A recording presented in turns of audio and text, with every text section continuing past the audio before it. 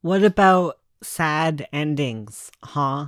What about the sad stories? Like, I want to write a miserable story where nothing gets better and my main character screws everything up and everyone hates them and it's over and it hacking sucks. Like, what do I do then? Do I throw out everything that you've told me, Bones?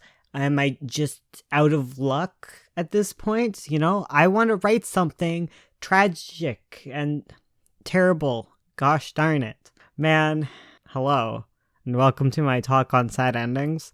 My life is a sad ending. So, for real though, let's talk about them. A lot of you ask me about how to end a story in a sad, tragic kind of way. Just anything that isn't happy, maybe even a little bit bittersweet.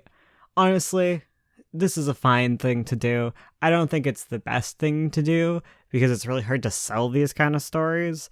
But, not everything is about sales. Sometimes it's about what your heart wants you to do. And sometimes your heart wants you to make everything miserable. And you know what?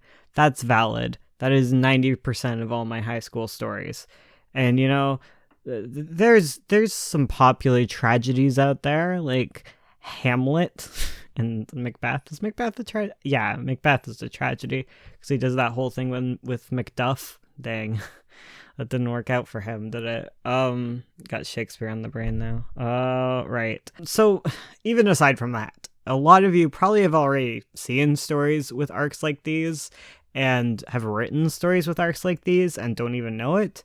The trick is that writing a sad story is just writing an antagonist arc or a villain arc. And those arcs work basically the same as any other story arc.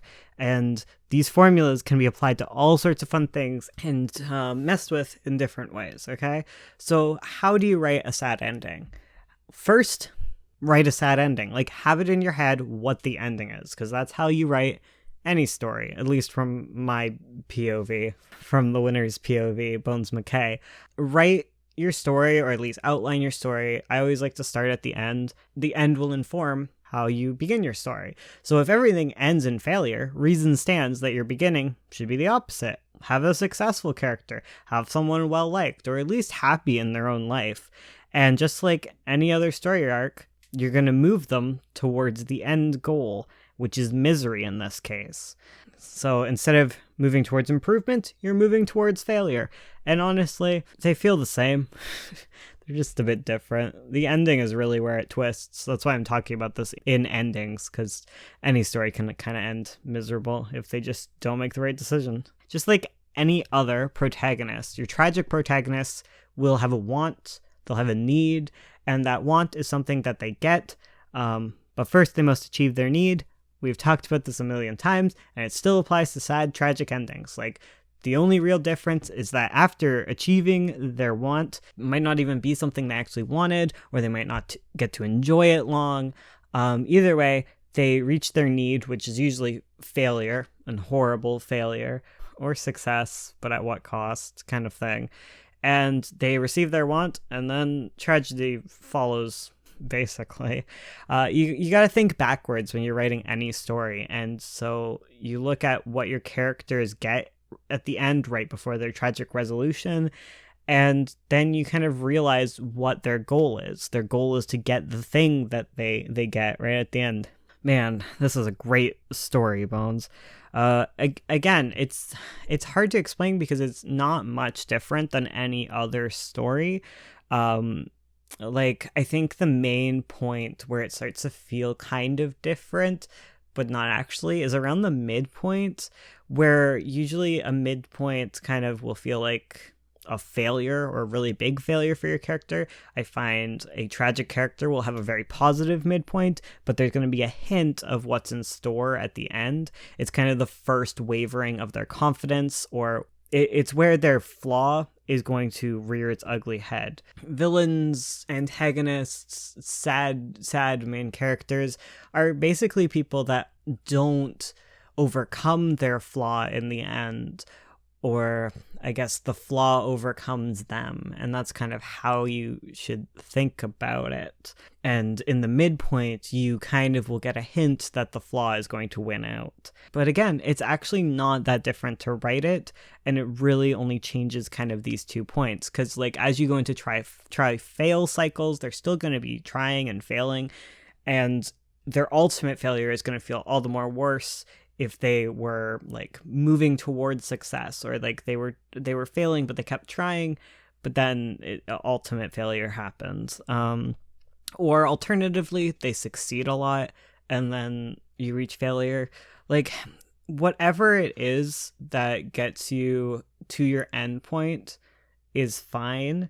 You really need to just focus on how to write any other kind of story, make any character engaging, because the ending, the midpoint, those are the main points of your story that are going to change. You still want a character that's motivated, that's trying their best, but just can't seem to make it. And when they finally fail, it should feel deserved, you know?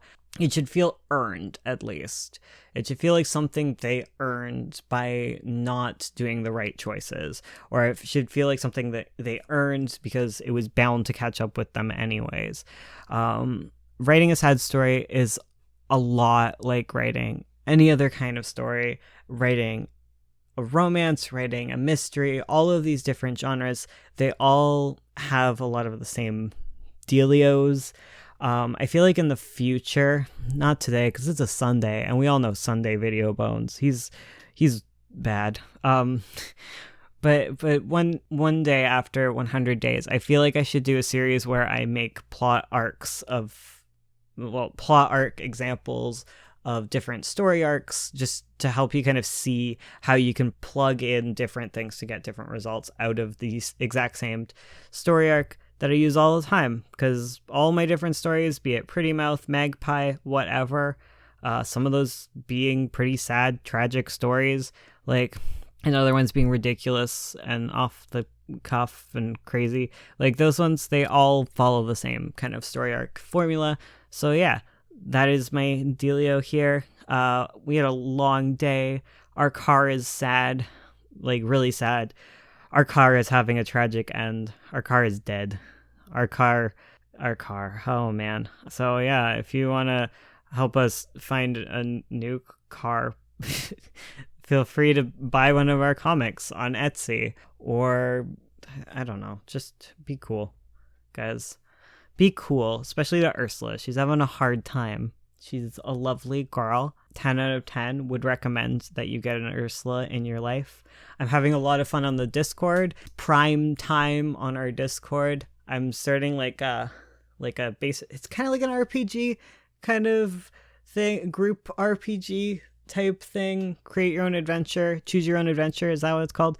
Where there's prompts and you react to choose one of the 3 options, and the majority gets to decide, and then a random person who voted then gets selected as the person to enact it. It's a little confusing, but there's like rules written down, and I think it's pretty easy to catch up. And I think it's really fun. So more reason to join the Discord. So here you go. And thank you for editing this, Ursula. You're so lovely. Kisses.